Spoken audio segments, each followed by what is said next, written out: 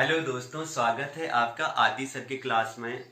दोस्तों, आज बहुत महत्वपूर्ण विषय को शुरू करने जा रहे हैं जो आपकी सभी राज्य स्तरीय परीक्षाएं, चाहे उत्तराखंड, उत्तर प्रदेश या अन्य राज्यों में जो भी परीक्षाएं होती हैं, सभी परीक्षाओं के लिए बहुत उपयोगी विषय है। और आज हम शुरू करने जा रहे हैं हिंदी व्याकरण। हिंदी व्याकरण का आज पहला दिन, पहला टॉपिक है और वह है, सबसे पहले हमें हिंदी व्याकरण की परिभाषा ही समझनी है।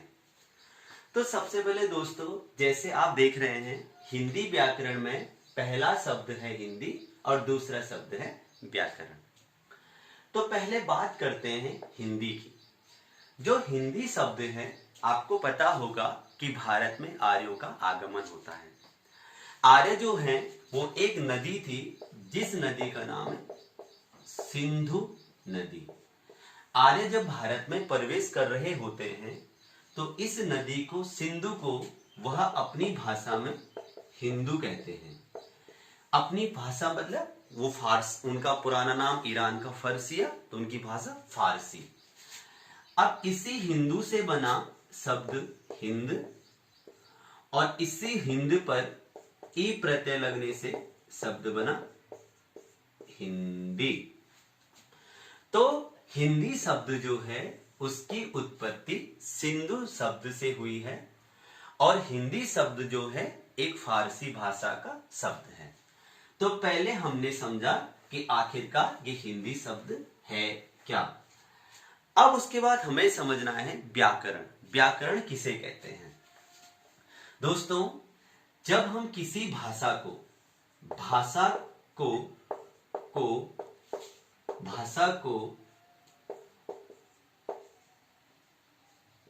शुद्ध रूप में पढ़ते हैं व लिखते हैं। जब हम किसी भाषा को शुद्ध रूप में पढ़ना शुरू करते हैं, शुद्ध रूप में लिखना शुरू करते हैं, नियमों के आधार पर उसे नियोजित करते हैं, तो उसे व्याकरण कहा जाता है। तो हिंदी और व्याकरण। तो आज हम शुरू करने जा रहे हैं हिंदी व्याकरण। दोस्तों, आपने देखा होगा बहुत सारी किताबों में लिखा होता है कि व्याकरण जो है उसके 3 भेद होते हैं और कहीं पर आपने 4 भेद भी देखे होंगे। तो व्याकरण जो है इसके मुख्यतः 4 भेद होते हैं। 4 प्रकार में इसे बांटा गया है। सबसे पहला इसका भेद होता है वर्ण, दूसरा भेद होता है इसका शब्द, तीसरा भेद होता है इसका पद और चौथा भेद होता है इसका वाक्य। अब जो सबसे पहला भेद वर्ण होता है, हम इसे ध्वनि भी कह सकते हैं। दोस्तों, आपको पता होगा कि भाषा की सबसे छोटी इकाई, क्योंकि जब हम भाषा को शुरू करते हैं तो सबसे पहले बोलते हैं, मतलब ध्वनि, शुरुआत ध्वनि से होती है। तो भाषा की सबसे छोटी इकाई ध्वनि होती है। अब जब आप ध्वनि को लिखित रूप में, मतलब ध्वनि का जो लिखित रूप होता है, ध्वनि को जब हम लिख देते हैं तो फिर वर्ण हो जाता है। ध्वनि का लिखित रूप वर्ण होता है और वर्ण का मौखिक रूप, वर्ण का जो मौखिक रूप होता है उसे ध्वनि कहा जाता है। वर्ण को जो हम मौखिक रूप से कहते हैं वो ध्वनि हो गया और ध्वनि का लिखित रूप आपका वर्ण हो गया। अब जो वर्ण होता है इसे हम वर्णमाला में पढ़ते हैं, क्योंकि वर्णमाला मतलब वर्णों का क्रमबद्ध अध्ययन। जब हम वर्णों को कर्म के आधार पर पढ़ते हैं उसे वर्णमाला कहते हैं। और वर्णों को 2 भागों में बांटा गया है, एक स्वर और एक व्यंजन। तो सबसे पहला भेद होता है व्याकरण का, वो होता है वर्ण। तो अब यह आप बहुत आसानी से समझ गए होंगे, तो इसे मिटा देते हैं। अब उसके बाद दूसरा भेद होता है शब्द। अब शब्द क्या होता है? शब्द होता है वर्णों का सार्थक समूह। अर्थात जब हम 2 या 2 से अधिक वर्णों को एक समूह में लिखते हैं और उसका अर्थ हो जाता है, अर्थ बन जाता है तो उसे शब्द कहा जाता है। जैसे परोपकार। अब हमने इन सभी वर्णों को पा, रो, प, कार सभी वर्णों को एक साथ लिखा है, तो इसका अर्थ है, परोपकार का अर्थ है, इसलिए क्या होता है, ये आपका शब्द होता है। अब शब्दों के अंतर्गत हम क्या पढ़ते हैं, इतिहास एवं स्रोत के आधार पे शब्द, जहां हम तत्सम शब्द, तद्भव शब्द, देशज, विदेशज, संकर शब्द पढ़ते हैं।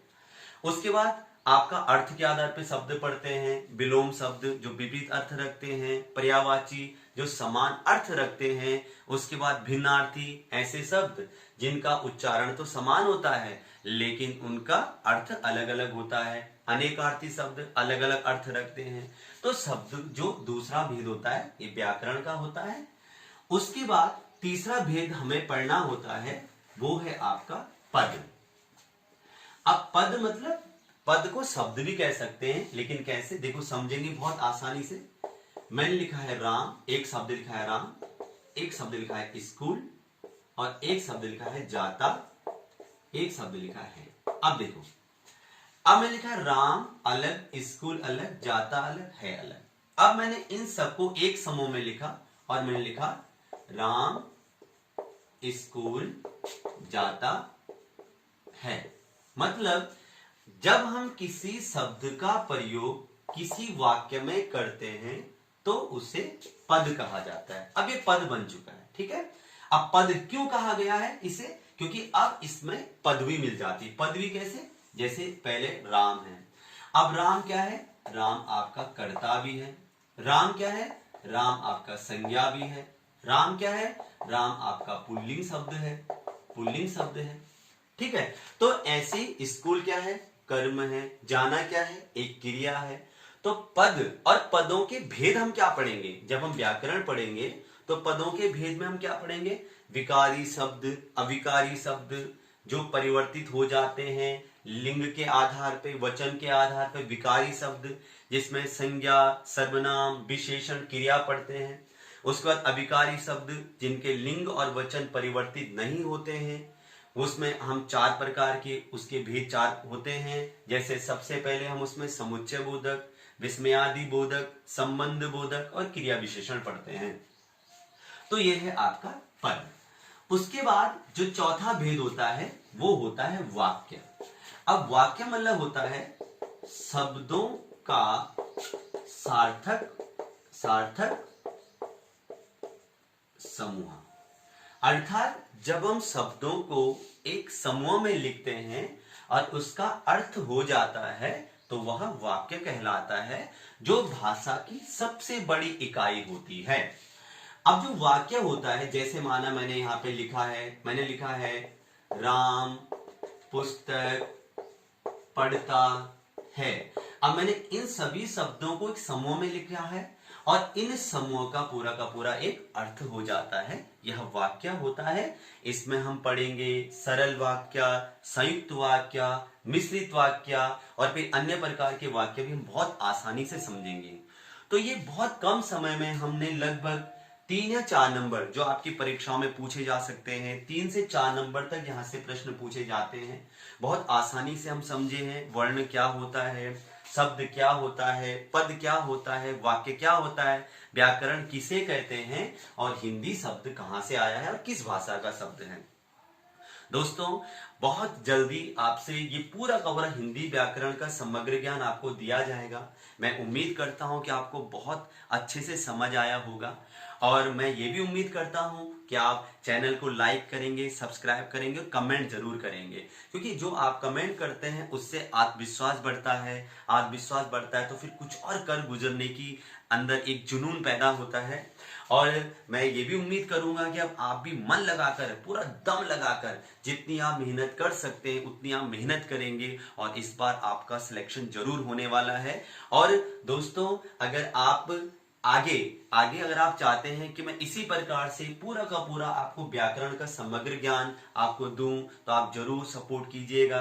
दोस्तों कल अब जो हमारा नेक्स्ट टॉपिक होने वाला है वो हिंदी वर्णमाला होने वाला है। बहुत आसानी से हम समझेंगे वर्णमाला किसे कहते हैं, स्वर, क्या होता है, व्यंजन क्या होता है, आयुर्वाह क्या होता है, बहुत आसानी से समझेंगे, जो आपके आने वाली सभी परीक्षाओं के लिए उपयोगी होने जा रही है। अभी उत्तराखंड में सब इंस्पेक्टर के फॉर्म निकलने वाले हैं, जिसमें ऐसा कहा जा रहा है कि 100 नंबर की हिंदी आएगी। तो हिंदी का बहुत अहम योगदान है।